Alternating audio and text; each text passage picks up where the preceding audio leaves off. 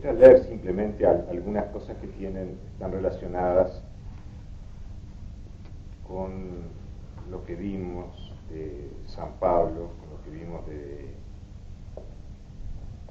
la antropología de San Pablo, relacionadas porque tocan más o menos el problema, de alguna manera algunas lo tocan mal, otras lo tocan bien, en fin, pero todo gira un poco en torno a eso, y creo que nos puede ayudar a ver, a oír otras voces, a pensar más en lo que hemos visto. Entonces, tomar algunas obras que de alguna manera tratan de ir a ver lo que es la condición humana, y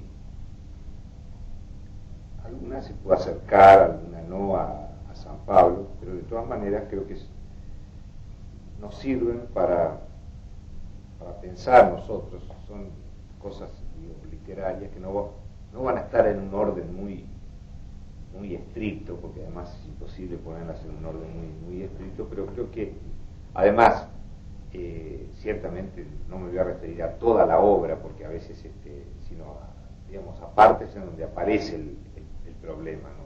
Todas las obras a veces son largas, son argumentos que ni recuerdo que tendría que tener el libro, pero por lo menos a lugares en donde se expresa eso que hemos estado viendo, que me parece que pueden servir para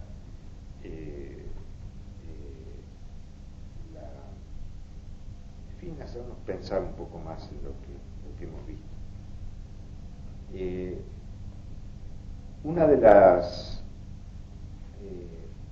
cosas que me ha llamado la atención, por ser tal vez una de las cosas que se acercan más a la descripción de Pablo en el capítulo 7, de esa especie de desproporción del hombre que hasta cierto punto no consigue realizar, una fuerza más fuerte que él, que hace que sus realizaciones estén siempre como destruidas, que sean fáciles de destruir, que tengan como una debilidad intrínseca, esa corrupción, esa corruptibilidad que San Pablo dice que, en fin, todas nuestras obras están sujetas a ella, y que por otra parte es una condición.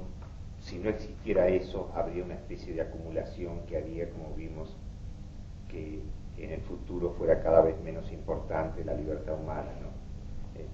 Eso me parece que aparece mucho en varias obras de Peggy, y ciertamente creo que es interesante leer algunas de esas expresiones que él le da a esa desproporción que hay entre lo que el hombre quiere hacer y lo que el hombre puede hacer, como hay una especie de ley cuantitativamente superior al esfuerzo del hombre por crear, ¿no? Entonces, él dice en El misterio de la caridad de Juana de Arco, que es una de sus especie de obra semipoética, pero también está en prosa, ¿no? Semipoética, porque es casi una poesía, ¿no? Entonces habla de que Juana de Arco, a propósito de la guerra, habla de lo fácil que es la destrucción frente a la creación, diríamos, la desproporción de fuerzas que hay en la creación frente a las fuerzas de la destrucción. Y dice lo siguiente, en El misterio de la caridad de Juana de Arco. Eso parece que lo dice Juana de Arco, es ella la que habla. Por más que hagamos, por más que digamos, ellos irán más rápido que nosotros. No es necesario más que una chispa para quemar una granja. Fueron necesarios muchos años para construirla. Son necesarios años y años para hacer crecer un hombre. Ha sido necesario pan y más pan para alimentarlo, y trabajo y más trabajo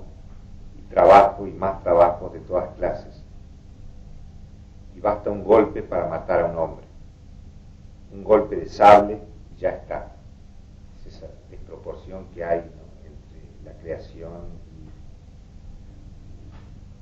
es decir, la dificultad de pasar por todos los medios que hay que mover para la creación, cuando la destrucción parece que no tiene que hacer todo ese recorrido enorme, ¿no? Para ser un cristiano es menester que la carreta haya trabajado 20 años. Para deshacer a un cristiano basta que el sable trabaje 1 minuto. Está en la naturaleza del sable trabajar 1 minuto y realizar más. Recuerdan que no está en mi poder querer el bien, pero no realizar, ¿no? El sable realiza más.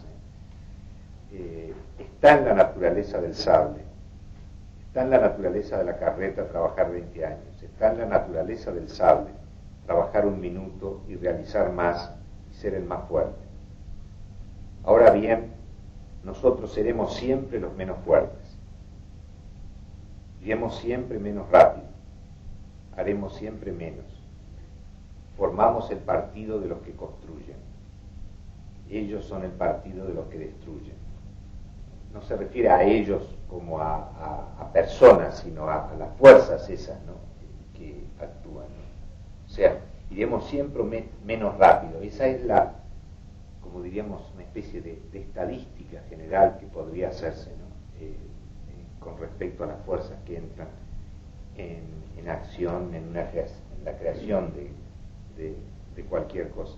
Además, Peggy, que tiene ascendencia de paisano, de campesino, habla sobre este ejemplo de la granja, ¿no?, como todo lo que es necesario para hacer una ferma, es decir, granja en fin, eso que es el hábitat del hombre de campo, ¿no?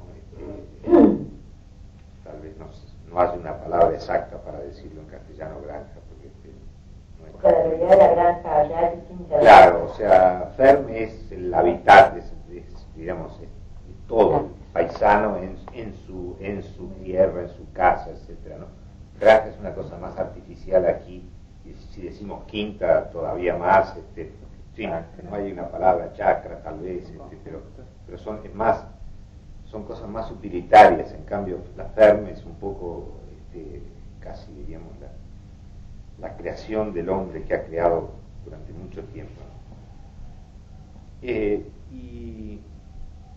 Y dice precisamente, esto pasa también, según Peggy, pasa en todos los terrenos, ¿no? Es decir, se refiere también en el misterio de la caridad, se refiere a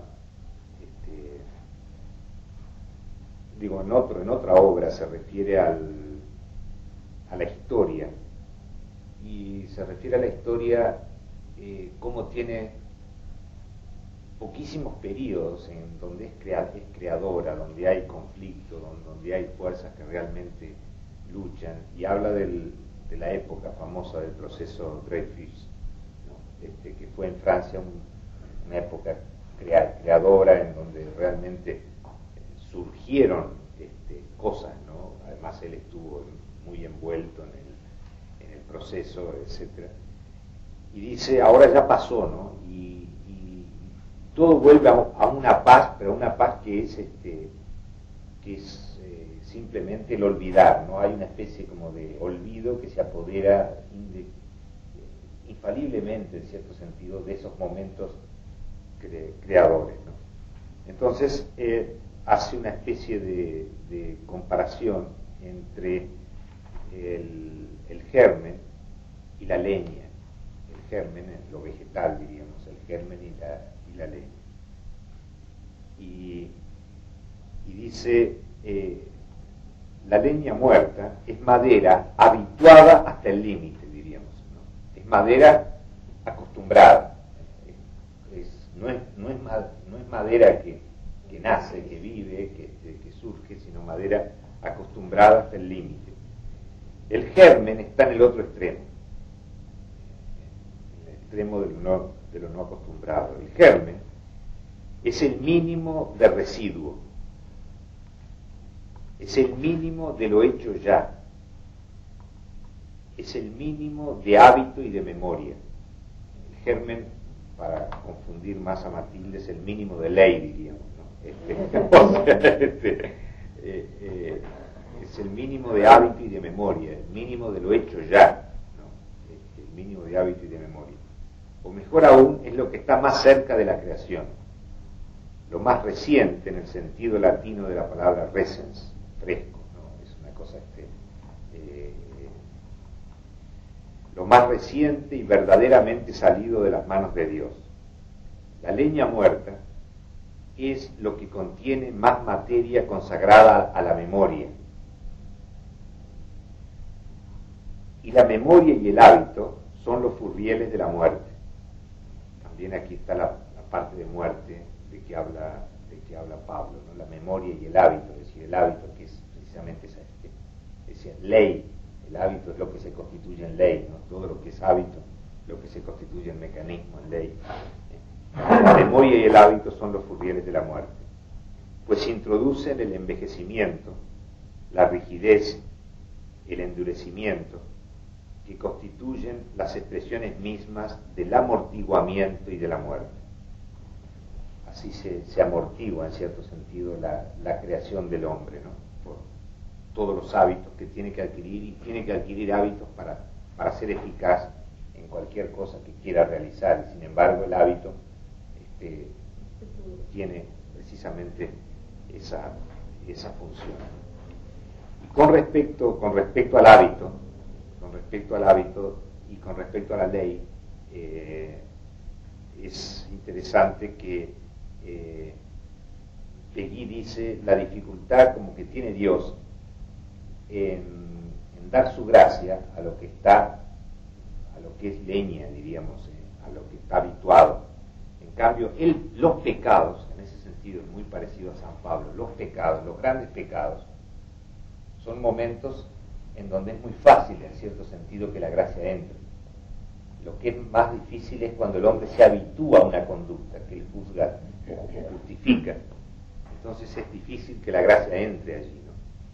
Dice, entonces aquí es aquella frase célebre de él: hay algo peor que tener un alma perversa, y es tener un alma acostumbrada. Algo peor que tener un alma perversa es tener un alma acostumbrada. Y después lo explica, siempre en el misterio de la caridad de Juana de Arco, ¿no? Lo explica. Dice, está visto de qué increíbles artimañas se vale la gracia, y de qué gracias increíbles se vale la gracia para penetrar en un alma mala y hasta en un alma perversa, salvando lo que parecía perdido. Pero nunca se ha visto mojar lo que está barnizado, atravesar lo que es impermeable, empapar lo que está habituado, que es como una especie de grasa, ¿no? Es eso que hace que sea impenetrable. Es que las mayores miserias, las peores bajezas, las torpezas y los crímenes, el pecado mismo, los pecados mismos serían en el lenguaje de San Pablo, es decir, son a menudo fallas de la armadura, fallas de la coraza, por donde la gracia puede penetrar en la dureza del hombre. Pero todo resbala, y no hay espada que no se melle contra esa coraza inorgánica que es la costumbre. O si se quiere, en el mecanismo espiritual, las peores miserias, bajezas, crímenes, torpezas, el mismo pecado, son precisamente los puntos de apoyo de las palancas de la gracia. Que eso es lo que decía San Pablo, ¿no? Que la ley vino para que abundara el pecado, y precisamente la abundancia del pecado es lo que trae la abundancia mayor de la gracia. En ese sentido, la ley, en el sentido de que al no poderla cumplir, parece que la gracia entra en nosotros. En cambio, si la pudiéramos cumplir, la gracia no entraría, porque nunca la necesitaríamos, nunca nos sentiríamos con la necesidad de ella, ¿no? Este texto de Peggy es esa que yo no. Este de las palancas del pecado de Peggy. De Peggy, sí, sí. No, pero digo, seguías leyendo citas. Sí, estoy citando siempre la misma, el misterio de la caridad de Juan Ayala. Dice, puntos de apoyo de las palancas de la gracia. Por allí penetra. Se apoya sobre ese punto doloroso, que es el pecado, cuando el hombre se siente que falla, no cuando el hombre se siente que, digamos, se siente acostumbrado, se siente de acuerdo con lo que hace. Se ha visto salvar a los más grandes criminales, valiéndose de su mismo crimen, por el mecanismo, por los puntos de articulación de su crimen. En cambio, nunca se ha visto salvar a los acostumbrados, por el punto de articulación de su costumbre, precisamente porque la costumbre carece de puntos de articulación. La costumbre es precisamente el que no pasa nada, ¿no? El que no pasa nada. En cambio, el pecado es precisamente algo que pasa. El pecado, en el sentido cuando el hombre cae en el pecado, no el otro, el pecado con mayúscula en San Pablo, que es precisamente esa costumbre. Esa costumbre.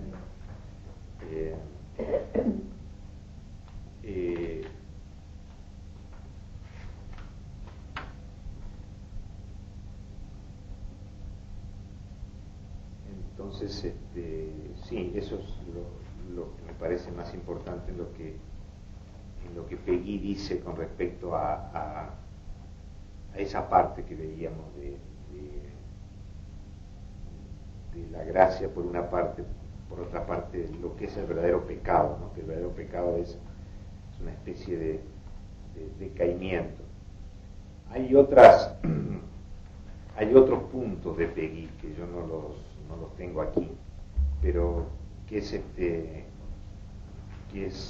muy interesante cuando habla de eso mismo de la granja, solamente que lo habla de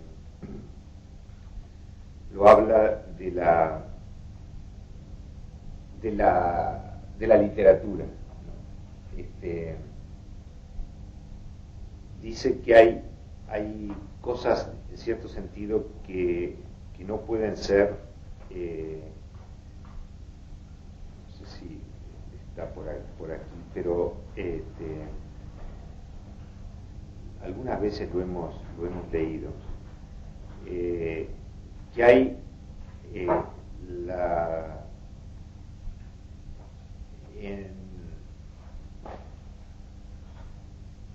la manera de leer una obra literaria, una obra de arte, diríamos.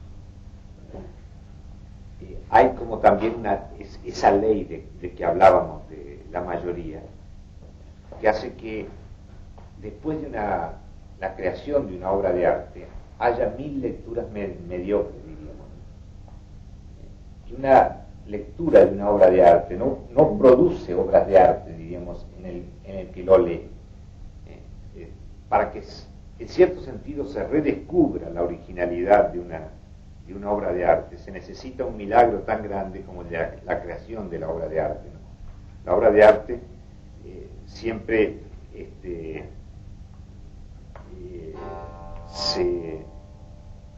se vuelve, diríamos, a lo vulgar, a la lectura materialista de la obra, es decir, a una lectura materializada. Entonces dice que se refiere a Antígona, a la obra de arte que es Antígona,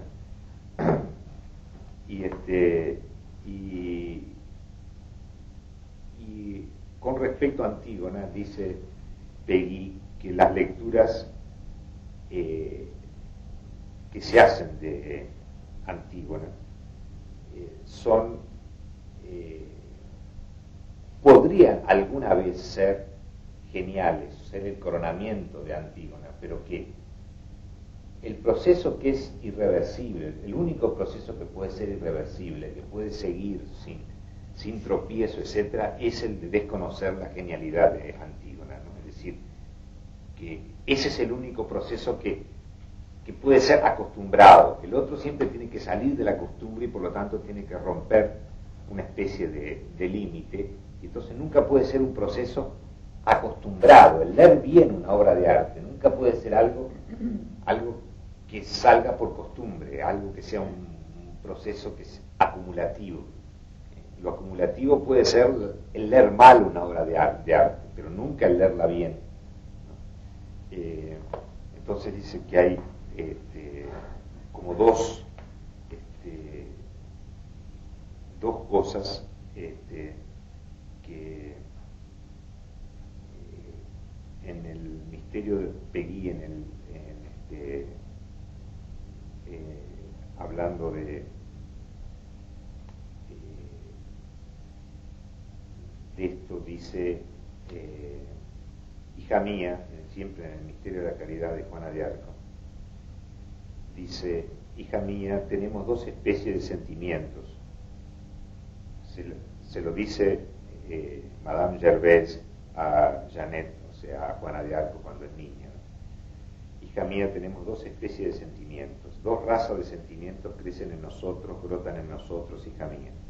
Dos razas de pasiones se dividen en nuestra alma, dos vertientes de planos inclinados nos atraen, dos juegos de mecanismos nos hacen inclinar, nos inclinan, dos mecanismos, dos vertientes de pendientes nos atraen, dos mecanismos de inclinaciones, siempre Peggy que repite sus machacas, dos inclinaciones nos hacen resbalar, nos hacen caer de un costado o de otro. Hay dos sentimientos que nos inclinan, que nos conducen hacia Dios, que nos llevan. Hay los sentimientos que nos inclinan, que nos conducen hacia Dios, que nos llevan, que nos vuelven a Dios. Hay las pasiones que nos arrojan a Dios. Hay los mecanismos, los juegos de mecanismos que nos empujan a Dios. Hay la vertiente, el plano inclinado, la inclinación que nos hace resbalar, que nos hace caer del costado de Dios. Y desgraciadamente existe el otro costado. Hay sentimientos que nos desinclinan, que nos desconducen, que nos seducen, que nos desencaminan de Dios, que nos apartan, que nos seducen, que nos devuelven, que nos seducen de Dios. Hay mecanismos, juegos de mecanismos que nos tiran de Dios. Hay la vertiente, el plano inclinado que nos hace arrancarnos de Dios, la inclinación que nos hace resbalar, que nos hace caer del otro costado. Hay del que no es del costado de Dios. Entonces, es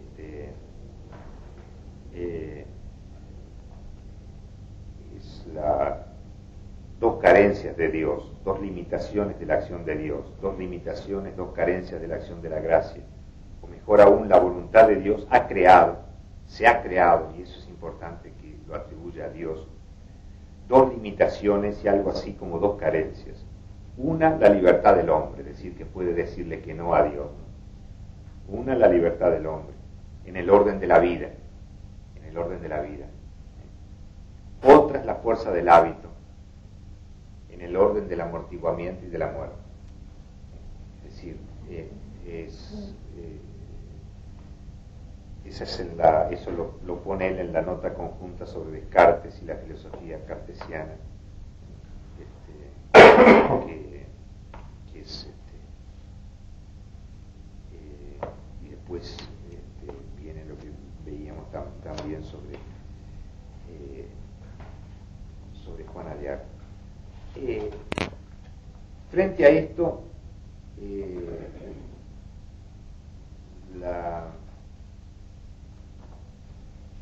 hay diríamos, es interesante ver nada más que tal vez otra cosa que tiene relación con lo que hemos visto, y es alguna de las cosas que dice Albert Camus en el mito de Sísifo.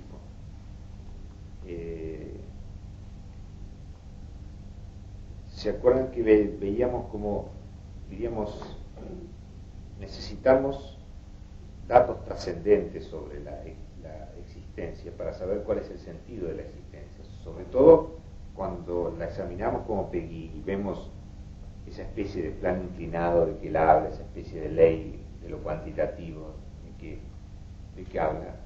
Es decir, podemos preguntarnos, bueno, ¿cuál es el sentido de esa vida, de esa libertad que tiene el hombre en un mundo que por otra parte está hecho como en ese plano inclinado en que es más fácil el amortiguamiento y la muerte de la costumbre, etc., ¿no? Entonces, es interesante,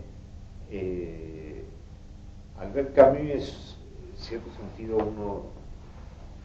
una persona muy sincera, no sé si muy coherente, pero sí muy sincera en su expresión, diríamos, en cuanto a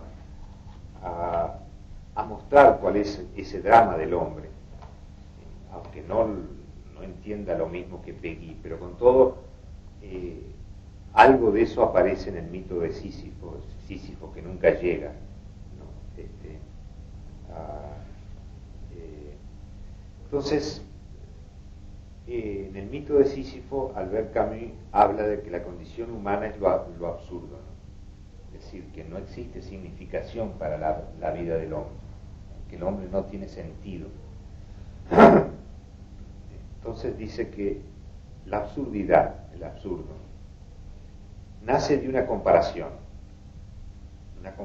entre lo que el hombre querría hacer y lo que el hombre hace, es decir, hasta cierto punto vuelve al tema de San Pablo, pero sin solución, diríamos, ¿no? Es decir, no hay un misterio de la gracia que atraviese eso, ¿no? Entonces, simplemente lo que San Pablo dice, pero sin solución. Si quiero ser fiel a la evidencia, dice Albert Camus en el mito de Sísifo, si quiero ser fiel a la evidencia, yo sé lo que pretende el hombre, toda la creación, lo que el hombre quiere hacer, ¿no? Yo sé lo que le ofrece el mundo, la ley de los miembros, es decir, el hombre interior y la ley de los miembros, podríamos decir en términos de San Pablo. Entonces, la absurdidad nace de una evidencia. Yo sé lo que quiere el hombre, yo sé lo que le ofrece el mundo, y no hay comparación posible, y por lo tanto, el sentido del hombre es el absurdo. Fíjense, digamos, cómo el dato trascendente es o está o no está, pero si no está, mejor es llamar absurdo a lo que es absurdo, ¿no? El único dato trascendente es precisamente que eso no es así sino en apariencia. Pero precisamente por qué no lo admite Camus, lo va a explicar después en el mito de Sísifo. Si quiero ser fiel a la evidencia nada más, fíjense que la evidencia, a lo que se puede palpar, a la experiencia. Yo sé lo que pretende el hombre, yo sé lo que le ofrece el mundo, y ahora puedo decir lo que los une, es decir, lo absurdo, lo que une, lo que quiere el hombre y lo que ofrece el mundo, es decir, lo absurdo. Ahora bien, si el hombre tiene esa evidencia, ha de serle fiel.